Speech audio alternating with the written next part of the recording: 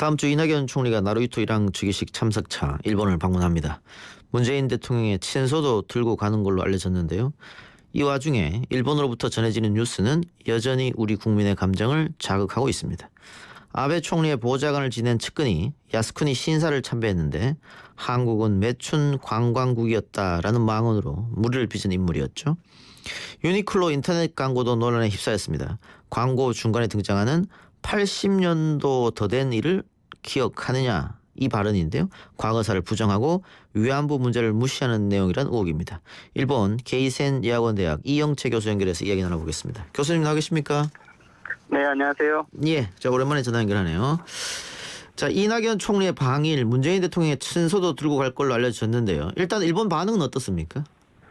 네, 일본은 일단 수상이 방문하니 어떤 전환점이 되지 않겠는가라고 기대하는 보도도 있고요. 예. 하지만 또 산케이 신문 같은 걸 보면 문재인 대통령이 방문하지 않는 것은 한일 간의 특별한 성과가 기대할 수 못하기 때문에 예. 오히려 이번에도 특별한 계기를 찾기는 어렵다라고 좀 부정적인 반응도 있는 것 같습니다. 하지만 전반적으로는 기대 심리가 더 많은 것 같습니다. 예. 그리고 아베 총리의 발언을 보면 얼마 전하고 조금 바뀐 것 같습니다. 강경 일본도에서 조금 누그러뜨린 것 같은데요. 어떻습니까? 네, 그렇죠. 아베 총리가 지금 현재 처한 여러 가지 입장들이 태풍에 대한 피해도 있고요. 또 소비세 인상안도 있고 또 한일 간의 무역 관계 악화로 인해서 여러 가지 경제 수지가 나빠지고 있기 때문에 예. 어쨌든 아베 수상은 한국 측에 양보를 하면 한국과 모색을 하겠다고 하는 좀 의지를 보이는 것 같습니다. 예. 이제 이낙연 총리가 일본에 가서 아베 총리도 만날 텐데 그 만나는 시간은 짧기 때문에 거기서 어떤 이야기는 나오지 않을 것 같다 이런 예상들이 있던데 혹시 공식적 만남 이외에 또 비공식 만남이 있지 않을까 이런 생각도 한번 해볼 만합니다. 글쎄요, 방문해서 지금 24일로 알려져 있고, 그리고 15분에서 20분 정도로 지금 시간이 잡혀 있는 것 같은데요. 물론 당일은, 이 일왕 방문 내외객들이 많이 와서 예. 아마 시간이 그렇게 많지는 않을 거예요. 예. 하지만 한일 간의 현안이 많기 때문에, 아베 수상과 이낙연 수상 간의 개인적인 친분을 통해서도 충분히 양국의 의사 전달 정도는 확인이 가능할 것 같습니다. 최근 일본 언론 보도도 그 아베 총리의 그런 결정이 잘못된 거 아니냐 이런 뉘앙스의 보도도 조금씩 나오고 있다고 하는데 사실입니까? 예, 오늘 예를 들면 아사히 신문 같은 거 보도를 보면 예. 일본이 그 화이트리스트 배제 그리고 반도체 부분 세계 관련돼서 극비리에 이것을 토론하는 과정을 좀 보도하긴 했는데 저희들이 예상했던 것처럼 원래 이것은 경제 통상성이라든지 전문가들은 다 반대를 했는데 결국 수상 관저에서 일방적으로 정하다. 그리고 이 결과가 부정적일 거라는 예상이 많았는데 실제적으로 무역 수지도 엄청 나빠졌기 때문에 예. 오히려 일본 쪽이 더 난처한 입장에 처해 있다. 이런 분석들이 훨씬 더 많죠. 예. 그러니까 교수님 말씀처럼 뭐 소비세 인상이라든가 지역 경제 악화, 한국 관광객이 가지 않는 바람에 또 수출입 규제하는 바람에 일본 기업이 오히려 타격 받았다. 그래서 무역 수지가 안 좋아졌다. 이런 것들 결국은 이렇게 되면은 아베 총리가 이상하게 했던 그런 조치들을 원상태로 돌리지 않겠느냐 그런 기대를 조금 하고 있는 우리 국민들도 좀 계신 것 같은데요. 기대를 좀 해볼 만합니까? 어떻습니까? 그런데 아마 그렇게 좀 낙관하기는 어려울 것 같고요. 예. 여러 가지 그러니까 아베 수상이 처한 입장이 지금 미중 무역 전쟁이라든지 소비세 인상이나 이런 부분으로 경제 지금 현황이 그렇게 좋지는 않기 때문에 예. 오히려 한국과 협상은 해야 되지만 경우에 따라서는 올해 연내에 중요한 선거를 할 수도 있고 이런 상황이 있기 때문에 예. 아베 지지파들을 생각하면 아베 수상을 양보할 수 있는 입장은 아닌데 오히려 한국이 양보를 하면 협상을 하겠다는 자세는 그대로 변하지 않기 때문에 오히려 어떤 외교 전술로 일본의 양보를 끌어낼 것인가 무슨 교섭을 할 것인가 좀 이런 전략을 잘 세워야 될 필요가 있을 것 같습니다. 우리 문 대통령도 지금 경제에 올인하는 그런 모습을 보여주고 있는데 그렇다고 우리가 먼저 양보하기는 국민 정서상도 그렇고 어려울 것 같은데요. 그러면 당분간 이런 경색 국면 상태가 계속 가는 겁니까? 네, 그렇죠. 그렇지만 11월에 뭐 여하튼 아펙 회의라든지 국제회의에서 한 3번 정도 서로 만날 수 있는 가능성이 있기 때문에 예를 들면 백색 리스트 복귀 그리고 지소미아 종료에 대한 보류, 뭐 정치적인 협상은 가능할 것 같습니다. 그런 예. 의미에서 어떤 것이 양국의 국익이 되는지, 즉 강제징용 재판 문제에 대해서는 구도 합의를 하고 실무선에서 충분히 협의가 가능하기 때문에 지금은 일단은 고위부 양국 최고 지도자들의 신뢰를 좀 회복할 필요가 있는 것 같아요. 예.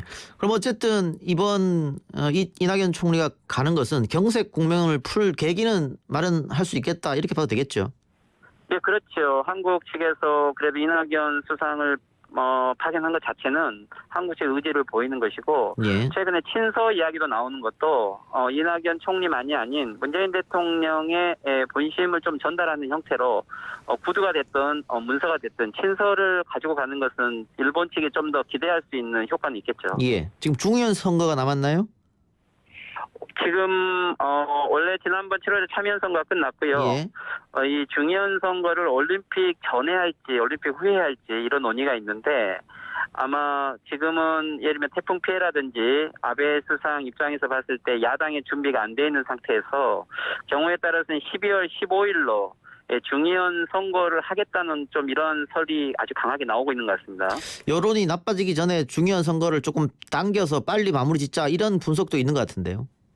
그렇죠. 일단 야당이 준비가 되어 있지 않고 뭐 소비세 인상이라든지 전반적인 분위기가 그래도 국민 여론이 점점 악화되고 있기 때문에 일왕 즉위식이 끝나고 11월에 일왕의 추수제가 있는데, 이게 끝나면은 아마 연내 선거를 하게 되면 12월이 마지막 찬스인 거죠. 예. 오늘 그 교수님이 아까 언급하신 아사히 보도 거기 보면은 결국은 아베 내각에서 이러한 결정을 내린 이유는 정치적 목적이 다분했다. 특히 국내 정치적. 그런 걸로 풀이할 수 있겠죠. 그렇죠. 예. 그것은 7월 4일 날 일본이 이 참여연 선거 고시가 시작된 날인데, G20 이 회의에서는 자유무역 질서를 지켜야 되기 때문에 그 이전에 무역 보복 조치를 발표하면 이 정상들에게 비판을 받을 거다. 그래서 G20는 끝나고 선거 국면에 맞춰서 발표를 해서 국민들의 혐한 정서가 있기 때문에 선거에 유리할 거다라는, 즉 정치적 목적으로 판단을 했다라는 이러한 조금 취재 기사였기 때문에 이것은 외부에서 봤을 때 지적했던 것들하고 거의 일치하는 것 같습니다. 예. 그럼 오늘 그 보도에 대해서 아베 내각의 반응은 있었습니까? 특별한 언급은 없었는데요. 여하튼 그 한국과의 관계에 대해서 정치적으로 일본이 유지하고 있는 입장이 국내에서도 조금 비판하는 논조들이 많고, 특히 경제계에서 최근에 아베 내각의 한국 정책에 대해서 불만의 목소리들이 나오고 있기 때문에 아마 고려는 하지 않을 수 없는 입장이 처한 것 같아요. 예. 그 연내 한일 정상회담 이야기도 나오는 것 같은데 교수님 예측하기엔 어떠세요? 아마도 이낙연 총리의 방일 이후에 이 한일 정상회담의 이 가능성을 아마 타진할 것 같은데, 역대 보면 아베 수상의 지금까지 입장은 G20에서도 그리고 지난번 유엔 총회에서도 특별한 성과가 기대되지 않으면 한일 정상회담을 하지 않겠다는 입장을 일관되게 해왔죠. 예. 그래서 아마도 11월에 국제대회가 회의가 한 두 개 스택에 있는데, 일본 입장에서는 어떤 양보가 전제가 된다라면 응하겠지만 특별한 한국 측의 양보가 없다고 한다면 그렇게 급격하게 변화할 것 같지는 않다고 보고요. 하지만 양국의 차한 입장이 한일 관계 개선에 대해서 여론이 있기 때문에 나름대로는 지도자들 간의 대화를 하는 모습들은 아마 계속 보여줄 것 같습니다. 예. 그 아까 말씀하신 대로 지금 일본 중앙은행이죠. 수출 규제로 인해 일본 경제가 어려워졌다라는 내용을 보고서에 담았기 때문에 이것도 아베 정권에는 부담이 될 수 있겠고, 하여튼 여러 가지 문제가 있기는 있습니다만은 당장 아베가 두 손을 들기는 좀 어려운 그런 정치적 상황이다 이 말씀이죠. 그렇죠. 어쨌든 일본 입장은 강제징용 재판에 대한 한국의 변화를 요구하는 건데, 아마 이 부분에 대해서는 한국 측에서도 이 지소미아 문제와 함께 포함을 해서 좀 전략적인 제안을 해서 일본 측의 협의장으로 나올 수 있도록 하는 구체적인 제안은 필요할 것 같습니다. 예. 그리고 지금 우리나라 언론에서는요, 그 일본 관광 지역에서 한국인 관광객이 사라졌기 때문에 지속적으로 지금 비명 소리가 나고 있다 이런 보도가 나오고 있던데 현지에서 보시더라도 맞습니까 그게? 예, 그건 사실이죠. 일본 도쿄 같은 경우는 지금 현재 럭비 세계 대회를 하고 있고 또 배구 대회를 하고 있어서 관광객들이 작년보다 도쿄는 더 많이 방문했지만 오키나와라든지 홋카이도 지방은 70% 정도 또는 50%까지 격감한 지역들이 많아서 추경을 만들어야 된다라는 이러한 볼멘 목소리들이 많이 나오고 있거든요. 예. 그리고 이제 물론 일본은 중국이라든지 대만에 이러한 관광객 부족을 메우기 위해서 협상을 하고 제안을 한다고 하지만 대부분 중국이나 대만 같은 경우는 일회성 관광이 그치는 것이고 한국은 지속적이고 반복적인 관광객들이 오기 때문에 그걸 대체하기는 쉽지 않을 겁니다. 그래서 지방이 지금 현재 태풍 피해도 있고 한국 관광객에 의한 경기의 문제도 있고 만약에 선거를 하게 된다면 뭔가 한국과의 협상을 하지 않으면 안 되는 상황이 있는 건 사실이죠. 예. 그리고 최근에 유니클로 창업자죠. 야나이 회장이 일본 언론과 인터뷰에서 일본이 한국에 반감을 갖게 된 건 일본인이 열등해졌다는 증거다. 이대로 가다간 일본이 망한다라고 했는데 이 발언의 의미, 해석 현지에서는 어떻게 보고 있습니까?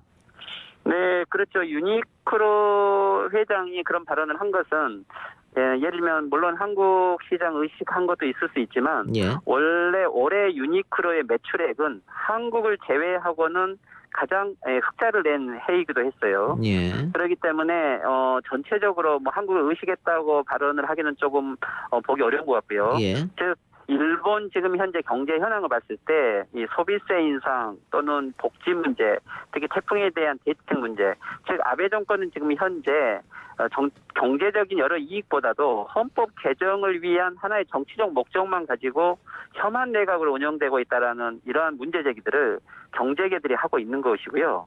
구체적으로 경제적인 이익을 우선시하지 않는 정치적인 현재 지금 패러다임에 아주 대표적으로 가장 흑자를 내고 있는 기업이 목소리를 냈다라고 할 수 있는 거죠.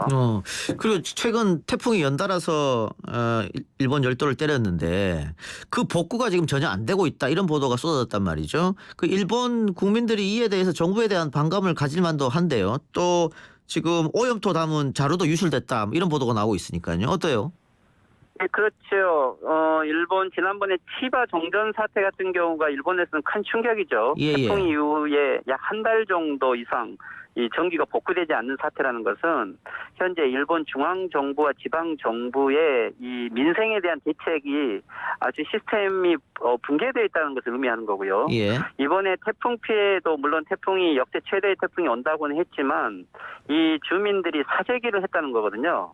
이것은 국가에 대한 재해 대책을 믿지 않고 있다라는 것에 표현이기도 한 거죠. 즉 예. 현재 일본의 아베 내각의 여러 모습들은 실질적으로 국가 전체가 어떤 시스템화되고 민생이나 국민들의 생명이나 안전을 지키기보다는 일단 정치적인 목적으로 우선시되고 있는 또 그것들의 관료들이 타협을 하고 있는 이런 모습이 있는 것에 대한 많은 불만들은 있고요.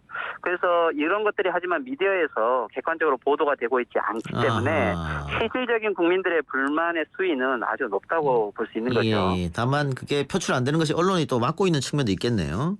그렇죠. 그리고 이번에 원래 다음 주에 일왕 이 즉위식이 있는데 이게 지금 퍼레이드를 연기 즉 취소한 건데 이번에 즉 이것은 민심을 고려하고 있는 것의 반증인 거죠. 그만큼 지금 현재 일본의 민생적인 문제들을 아베 정권이 책임지고 지금 대책을 세우고 예. 있지 못하는 것의 반증입니다. 예. 근데 과거 일본을 보면요. 뭐 대형 지진이나 뭐 큰 화재가 났거나 이럴 때 금방금방 수습하고 는 그 시스템 자체가 붕괴된 겁니까? 그런 모습이 전혀 보이지 않아요. 네, 그렇죠. 어떻게 보면은 국가 전체의 큰 핵심이 민생이나 복지에 지금 가 있지 않고 아베 정권의 가장 큰 목적은 정치적인 목적으로 모든 것을 집중하고 있기 때문에 예.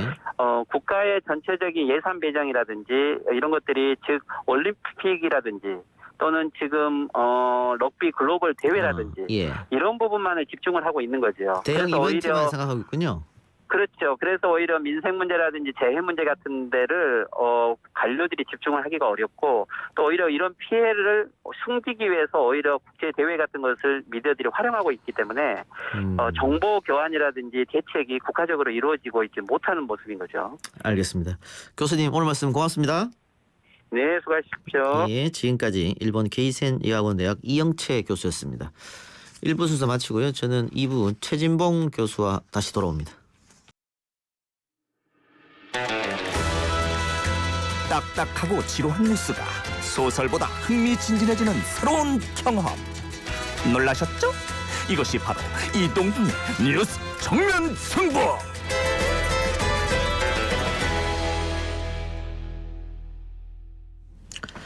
오늘 검찰이 매일경제방송 MBN을 압수수색했다는 소식이 전해졌습니다. 검찰이 방송사에 대해서 압수수색에 나선 건 이례적이라고 볼 수 있는데요.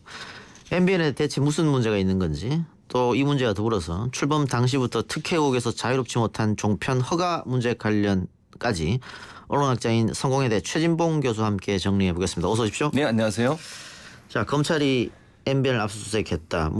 지금 분식회계 의혹이 있기 때문에 압수수색한 건 당연하다고 볼 수 있겠는데 어쨌든 MBN 종사자나 관련자들은 상당히 또 충격을 받았겠습니다. 그렇죠. 언론사가 검찰의 압수수색을 받는다는 것 자체가 이례적이잖아요. 예. 그리고 이제 지금까지 압수수색을 언론사들이 들어오면 검찰이 대부분 다 막 저항하고 그랬어요. 근데 예. 그때는 보도에 관련된 거였기 때문에 그게 어느 정도 정당성이 있지만 이번 같은 경우는 언론 탄압이다 이런 식으로. 그렇죠. 예. 그런데 지금 상황은 그렇게 얘기할 수 없는 상황이에요. 왜냐하면 재무와 관련된 거고 예. 이게 금융감독원에서 금융위원회에서 사실은 문제를 제기했거든요. 예. 그래서 거기서 검찰에 고발을 했고 그래서 검찰이 수사를 하기 때문에 이 문제는 언론 탄압이다 이렇게 얘기하기 어려운 상황이다. 그렇게 볼 수 있을 것 같습니다. 이 재무 문제이기 때문에 예. 우리 청취자들이 조금 어려워했을 수도 있거든요. 예. 어떤 문제가 MBN에 있었는지 좀 설명 좀 해주시죠. 예, 이 2011년도에 종편이 출범을 했어요. 2009년도에 법이 바뀌었고요. 예. 미디어법이 바뀌고 2011년도에 출범을 했는데 출범 당시에 최소 자본금이 3천억이었어요. 예. 그러니까 3천억이 안 되면 종편을 못 하게 돼 있는 거죠. 예. 그래서 3천억을 마련하기 위해서 은행에서 임직원들을 동원해서 임직원 명의로 돈을 대출받게 하고 그걸로 주식을 사게 만든 거죠. 그러니까 결국은 차명으로 주식을 보유하게 되는 거 아니겠습니까? 그러니까 일반 주주들을 모집해서 3천억을 만들어야 되는데 MBN이 그런 방식이 아니라 임직원들을 동원해서 은행에서 대출받게 하고 그 돈으로 주식을 구입하게 만들어서 3천억을 마련했다. 라고 하는 것이 지금 금감원이 보고 있는 문제라고 볼 수 있어요. 예. MBN은 그렇지 않다라고 지금 강조를 하고 있는데 그런 상황이고 그래서 MBN 직원 20여 명이 사측으로부터 개인당 약 30억에서 50억 정도의 돈을 대출받아서 주식을 산 혐의 이 문제 때문에 논란이 되고 있고 이게 이제 왜 논란이 되냐면 그러면 재승인 조건 그러니까 재승인이 아니죠. 승인 조건 자체가 3천억이잖아요. 예. 그 승인 조건 자체를 맞추기 위해서 불법적인 행위를 했다라고 볼 수 있고 만약에 사실이라는 예. 전제에 말씀드리면 그러면 승인 자체가 취소될 수 있는 상황이다 이렇게 볼 수 있는 거죠. 그렇네요. 예. 그러니까 쉽게 얘기하면 3천억 원이 필요한데 예. MBN에 그 현금으로 3천억 원이 없으니까 그렇죠. 임직원 이름으로 대신 대출해서 주식을 사게 했다 이 말이네요. 그렇죠. 네, 예. 그렇습니다. MBN은 뭐라고 지금 해명하고 그 있습니까? 자발적 대출이라고 주장을 해요. 우리가 시키지 않았다. 그렇죠. 임직원들이 자발적으로 본인들이 회사를 사랑해서 주식을 산 거지. 예. 이걸 회사에서 지켜가지고 돈을 대출받은 게 아니다라고 주장을 하고 있어서 예. 이건 이제 금감원이나 금융위원회 증권선물 조사위원회에서 어떻게 증거를 찾아내느냐가 중요하다 이렇게 보여집니다. 예.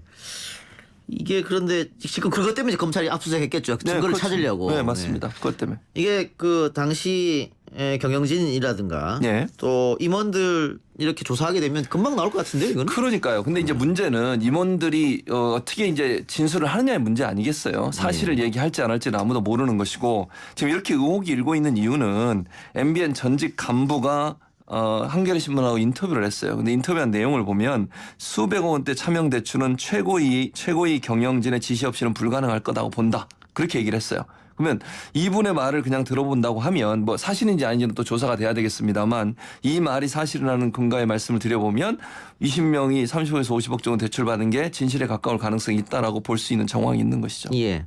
처음에 이 종편이 설립될 때 예. 당시 야당이 민주당이었죠. 그렇죠. 굉장한 반대를 했거든요. 그럼요. 국회에서. 저도 반대를 했죠. 예. 그런데 또 통과가 됐고. 통과가 됐죠. 그때 얘기가 나왔던 게 2개 채널 정도가 열릴 것이다 했는데 장마치 4개 채널이 그랬었죠. 열렸고. 맞아요. 열리면서도 채널도 앞쪽으로 당겨지고 지상파에서 허용 안 되는 중간 광고도 하게 허용되고. 됐고. 네, 맞아요. 굉장히 다양한 특혜를 받았단 말이죠. 그렇죠. 네. 그러면 당시에 정부는 또 방통위는 몰랐느냐 이거를. 그러니까 몰랐다면 무능한 거죠 사실은. 안 그러겠어요? 방통위가 심사를 하는 주체인데 예. 이 정도도 파악하지 못하고서 그냥 막 내줬다고밖에 볼 수 없어요. 예. 승인을. 예. 그리고 승인을 4개 언론사를 특정해서 이제 해준 건데 그 당시에 지원을 했던 언론사들이 몇 군데 더 있습니다. 7, 8개 정도가 아마 지원한 걸로 제가 기억을 예. 하는데 예. 그중에 4개를 선정했는데 그게 공교롭게 다 보수적 성향의 예. 언론사들이에요. 예. 그 당시 최수진 방통위원장 잘 아실 거고 이명박 정부 탄생할 때 보수 언론들이 일정 부분 기여했다는 그런 어떤 얘기도 있었고 예. 그래서 그 기여에 대한 어떤 반대급부로 종편을 승인해 준 게 아닌가 하는 그런 의혹이 많이 있었죠 그 당시에. 그리고 지금 말씀하신 것처럼 종편이 갖고 있는 특혜들이 너무 많아요. 예. 지금 중광하고 얘기하셨죠. 그건 당연히 종편 특혜죠. 예. 근데 거기에다 황금 채널 같은 경우도 그래요. 채널 배정권은 원래는 SO한테 있는 거예요. 예. SO가 뭔지 이제 청취자들 모르실 수 있는데 케이블 사업자 중에 프로그램 만드는 사업자와 프로그램을 전송하는 사업자가 분리돼 있어요. 예. 그러니까 프로그램 전송하는 사업자를 우리는 SO라 그래요. 예. 그러니까 이제 보통 이제 뭐 현대 케이블, 예컨대 예. CJ 헬로비전 이런 예. 회사들이 이제 SO인데 이 회사들이 채널 배정권을 갖고 있는 거예요 원래. 자기들이 알아서 이렇게 그럼요. 소위 말하는 MBC는 몇 번, KBS는 몇 번 이런 식으로. 네, 그리고 예. 패키지를 만들잖아요. 보통 예. 케이블 가입하면 기본 패키지 얼마, 프리미엄 패키지 예, 예, 얼마 뭐 그렇죠. 이렇게 나누잖아요. 예, 그 예. 패키지 구성을 위해서 채널 번호를 그들이 나름대로 배정하게 돼 있게 자발적으로 할 수 있게 돼 있는데 최수중 전 방통위원장이 그 사람 불러가지고 행정 지도한 거예요. 앞번호로 줘라. 그래가지고 황금 채널이라고 보통 얘기하잖아요. 생각을 해보세요. 시청자들이 시청하는 패턴을 보면요. 24번 YTN 있기 전에 그 다음은 안 가요 대부분. 예. 1번에 5번부터 24번 앞에서 왔다 갔다 하거든요. 예. 재픽이라고 그러는데 채널 누르면서.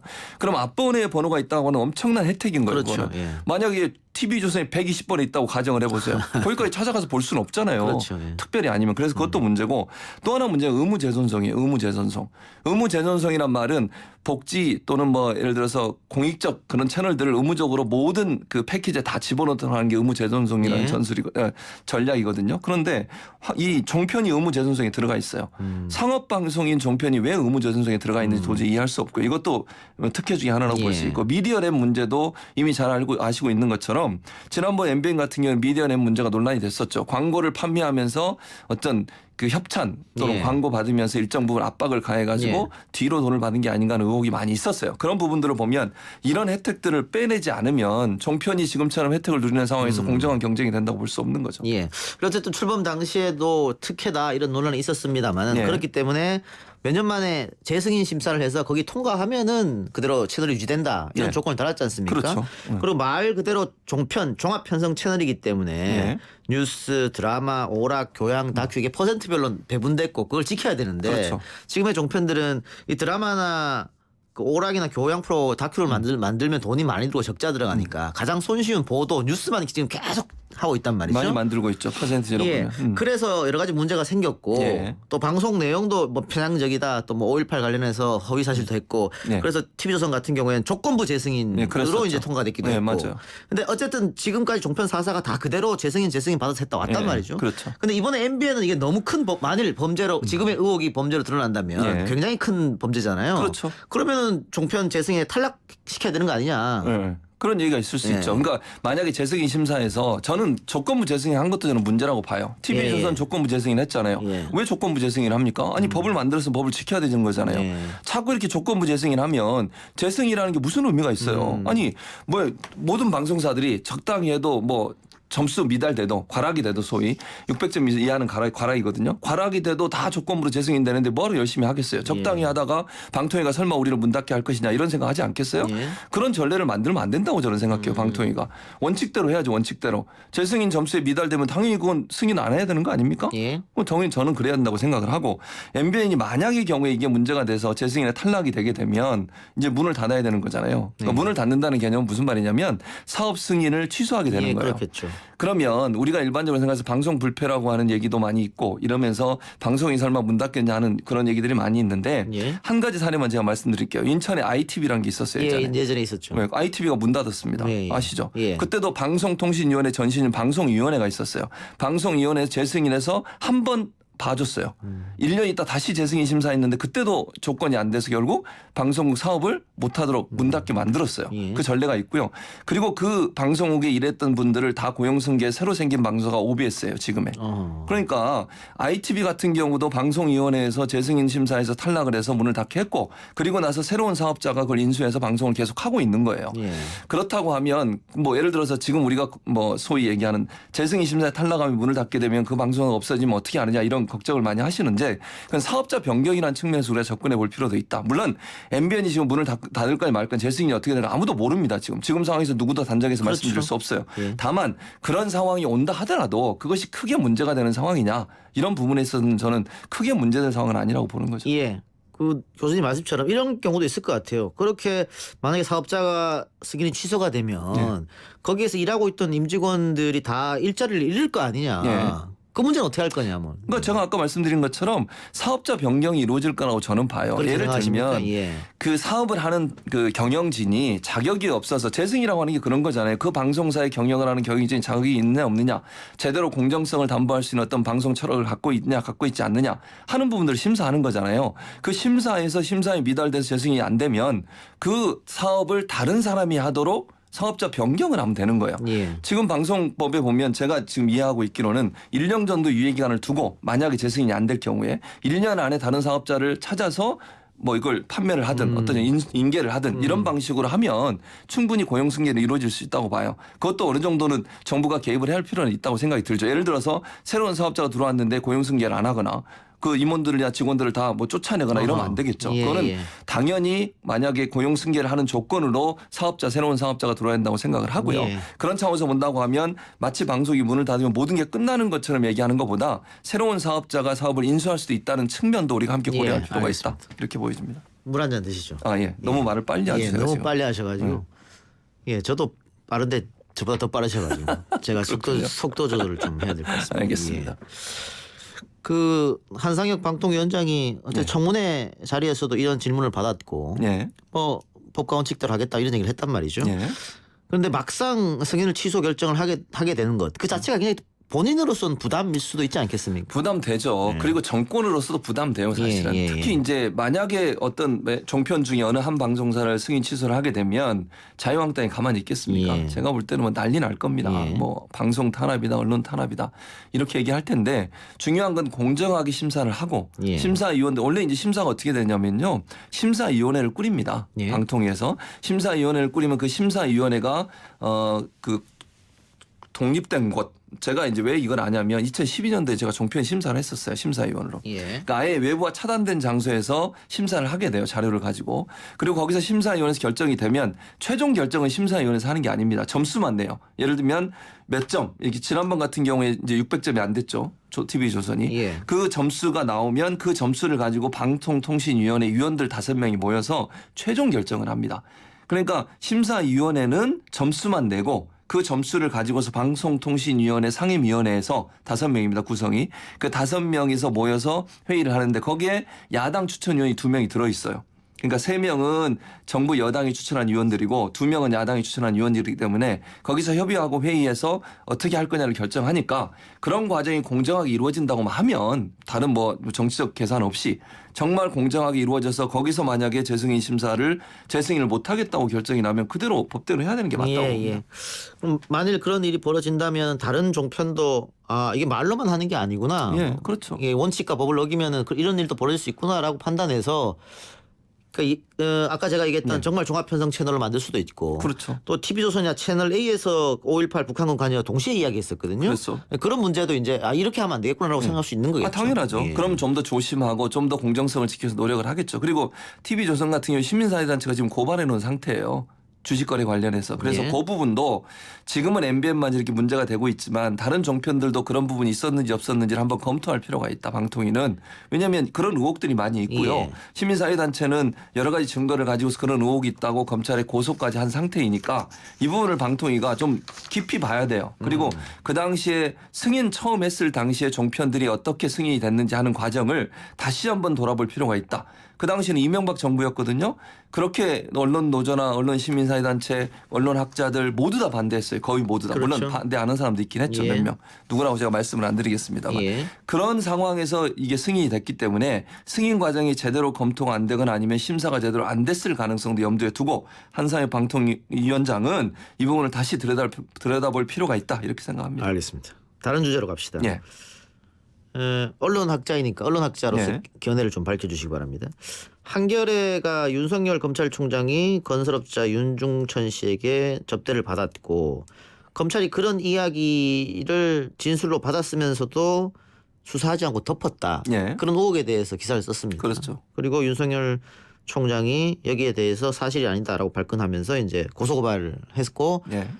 자기의 부하들이라고 할 수 있겠죠. 네. 서부지검에다가 사건 배당했는데 그 다른 사람도 아니고 검찰총장이 언론 보도로 인해서 이거 명예훼손을 고소 고발전을 벌이는 건 조금 너무한 거 아니냐 이런 시각이 있는데 어떻게 보십니까? 그렇죠. 이례적이죠 사실은. 그러니까 검찰총장은 사실 수사를 하는 최고위층, 수사 전체를 지휘하는 자리에 있는 사람이잖아요. 물론 뭐 한겨레가 어느 정도 신빙성을 갖고 있는지는 저는 잘 모르겠어요. 지금 예, 상황에서. 예.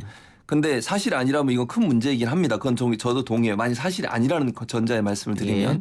그렇다 하더라도 검찰총장이 뭐 이렇게 고발을 하고 검찰이 수사하는 그런 모양새로 가는 것은 바람직하지 않다고 봅니다. 원래 원칙은요. 이게 언론중재위원회를 거쳐가는 것이 원칙이에요. 물론 예. 그 직접 고소를 할 수 있습니다. 예, 예. 그러나 언론중재위원회를 왜 만들어놨겠어요. 예. 이런 언론관계대 논란이 있을 때는 언론중재위원회 일단 제소해서 거기서 합의를 하고 합의가 안 됐을 경우에 사법적 절차를 밟는 것이 일반적입니다. 그런데 검찰의 수장인 검찰총장이 언론중재위원회도 통과하지 않고 그냥 일방적으로 그냥 뭐 본인의 억울함 때문에 고소를 했다?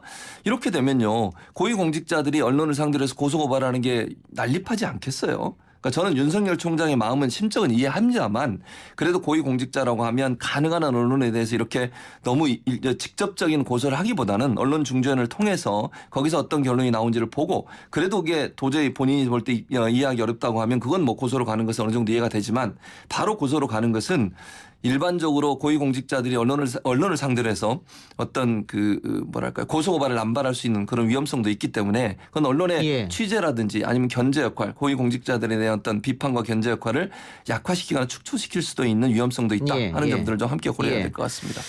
그리고 결과적으로 재판으로 갔을 때 예. 이게 어떤 결과가 나올 것인가. 지난 정권 때 박근혜 대통령이 그 산케이 신문을 고소고발했지 않습니까? 그랬었죠. 명예훼손으로 그때도 네. 뭐 7시간 동안 뭐 했느냐, 네. 무슨 연애하는 거 아니야 이런 기사 때문에 결국 재판에서 무죄 났거든요. 네, 예, 맞습니다. 그래서 이 실효도 없는데 이렇게 하면 그냥 억압 이렇게 느껴질 수 있기 때문에 좀 조심해야 되잖아요. 그런 이야기 지금 하신 것 같고요. 그렇죠. 예. 맞아요. 예. 이건 어떻습니까? 그러면 검찰에 하지 말고 검찰은 네. 자기랑 직접적인 관계가 있으니까 예. 경찰에다가 오히려 수사를 의뢰했으면 어땠을까 그런 얘기도 그것도 있더라고요. 하나의 방법일 수 있죠. 예. 경찰에다 수사를 의뢰하면. 근데 그것도 저는 언론중재원을 거쳐서 가는 게 좋다고 생각해요. 왜냐하면 예. 언론중재원을 왜 만들어놨어요? 그러면 그런 일이 있을 때 거기서 중재하라고 언론중재원을 만들어 놓은 거예요. 근데 그 단계를 뛰어넘어서 그냥 바로 수사를 해달라고 요청을 해버리면 본인이 직접 수사를 지휘하는 그런 기관에서 수사하는데 검찰총장의 눈치를 뭐 안 보길 바라지만 그게 안 보기가 쉽겠습니까? 예. 구조적으로 봐서 그런 어려움이 있다는 알겠습니다. 생각이 들고 또 하나는 처벌받을 수 없다고 생각하는 이유는 단 한 가지만 제가 설명을 해드릴게요. 미국에서 무슨 사례가 있냐면 이런 거예요. 고위공직자가 만약에 본인에 관련된 언론 보도에 의해서 고소를 하잖아요. 그러면 그 입증 책임이 누구한테 있냐면 고위공직자한테 있어요. 근데 예. 어떻게 입증을 해야 되냐면요. 기자가 그 사실이 거짓이라는 것을 확실히 알면서도 보도했다는 걸 증명해야 돼요. 아하. 그러면 한겨레 기자는 그게 거짓이라는 생각을 전혀 안 하고 예. 어느 정도 뭐 증거도 있다고 생각하고 또는 들었잖아요. 예. 진술을 들었고 예. 예를 들면 증언을 들었고 예. 그게 확실히 믿을 만한 근거를 가지고 기사를 쓰잖아요. 그러면 그거는 언론의 자유, 표현의 자유 때문에 처벌할 수 없어요. 기본적으로. 예. 상계위도 그런 개념이고요. 예. 그래서 만약에 고위공직자가 언론에 대해서 고소를 하고 승소를 하려면 그 언론 기자가 그 기사를 거짓이라는 걸 명확하게 인식하고 있었다는 점을 그 고발한 사람이 증명해내야 돼요. 근데 지금 봐서 제가 볼 때는 한겨레 신문 기자의 그런 점을 증명하기는 어렵다 이렇게 보여집니다. 예, 하나만 더 합시다. 예. 오늘 언론 노조가 낸 성명 가운데 하나가 예. 조국 관련 보도로 언론에 실망한 국민께 사과한다 이런 내용이 있었습니다. 교수님 봤을 땐 전국에서 네. 우리 언론 보도에 문제점이 있었다고 보십니까? 당연히 대통령도 있었죠. 성찰이 필요하다고 얘기는 했었는데. 당연히 있죠. 예. 왜냐하면 언론 보도를 보면요. 그냥 검찰발 기사만 계속 썼어요. 그러면 반론권은 전혀 제기가 안 됐잖아요. 예. 정경심 교수 측이나 또는 조국 법무장관 그때 후보자 때는 후보자에서 도와주는 그런 사무실이 있었잖아요. 후보자 뭐라 그래야 돼 그걸 청문회 준비단 맞아요. 예. 청문회 준비단에서 끊임없이 문자로 저도 그걸 받아봤는데 기자들한테 보냈어요. 근데 그게 기사화되는 경우는 극히 드물었다는 거죠. 예. 그럼 어떤 사안에 있어서 한쪽 의견만 전달하는 저널리즘의 기본적 원칙과 가치를 무시하는 거예요. 예. 양쪽 의견을 다 전달해 줘야 되는 맞는 거 아니겠습니까? 예. 그러니까 반론이 있으면 반론권을 제시해 주고 반론권을 보장해 주는 것이 언론이 양쪽에 편파적이지 않게 양쪽 의견을 고르게 전달하는 건데 전체적으로 조국 전 장관 관련한 보도를 보면 일방적인 검찰의 뉴스들만이 주류가 됐고 그것이 제목으로 뽑혀지면서 모든 사람이 공정하다고 느끼지 못하는 그런 상황까지 왔다고 볼 수 있습니다. 예. 수고했습니다. 감사합니다.